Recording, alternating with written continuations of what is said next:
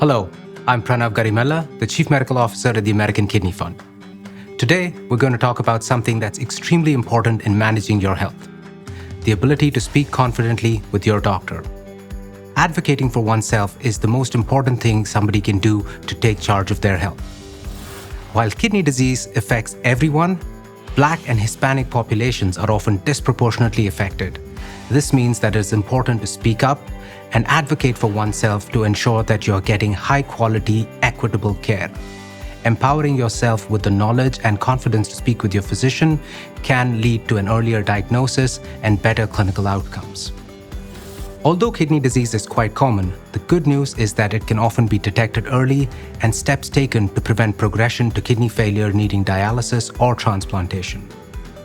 I know it's not always easy to speak up and voice your concerns, so let's walk through some common questions you may have that can help you feel more empowered about having an open, honest conversation with your doctor.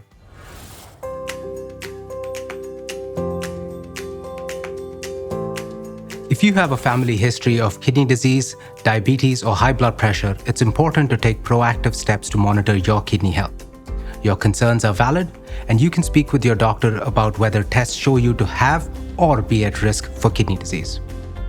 There are two tests needed to detect kidney disease accurately. The first, a blood-based test called estimated glomerular filtration rate, or eGFR. This is calculated using the blood creatinine or cystatin values.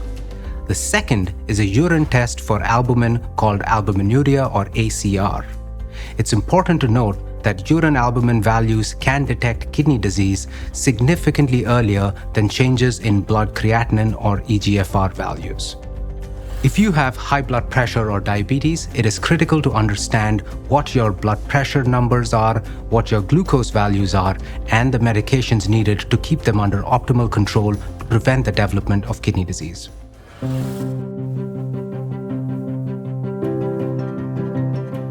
That's frustrating. And you're not alone. Many people don't like to question their doctor. But there are two important things to remember. No one knows your body better than you, and healthcare is a partnership in which your voice is just as important as that of your doctor. If something doesn't feel right or you think something has been overlooked, it's okay to speak up. Perhaps you could say something like, "I've been learning a little bit about this and I have some concerns. Is there a way we can talk about this?" Most physicians will value your engagement and work with you to get you the best care possible. However, if your doctor is not open to a conversation, it might be a sign that you need to get a second opinion.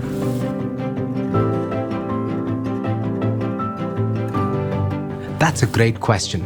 Getting a second opinion should be part of your healthcare plan. It doesn't mean you don't have trust in your physician, rather, it means you're making the most informed decision possible. You could say, "I value your expertise, but I'd like to get a second opinion for peace of mind. Is there someone you can recommend?" A confident and patient-centered doctor will respect your decision and encourage it.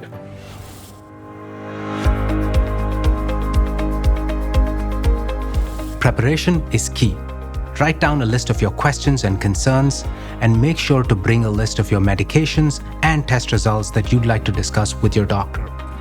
In addition, here are some suggestions to make sure your visit is as productive as possible. Ask your questions early on in the appointment. Visits can often go by quickly, and this strategy ensures that you have your questions answered.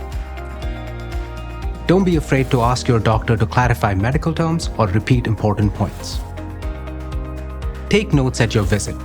If you find it difficult to take notes while listening to your doctor, ask a friend or family member to join you. You could even ask your doctor if it's okay to voice record the conversation during the visit. Summarize the conversation. At the end of the visit, summarize key takeaways to ensure that you understood the message. For instance, you could say, "You'd like me to start the medication tonight and repeat blood tests in a week, correct?" This method helps ensure accurate understanding between you and your physician. Follow up. After the visit, review your notes and make sure you're taking next steps like scheduling appointments and refilling prescriptions. If you have any questions after the visit, don't wait until your next appointment. Reach out to your doctor through the electronic portal or by contacting the clinic staff.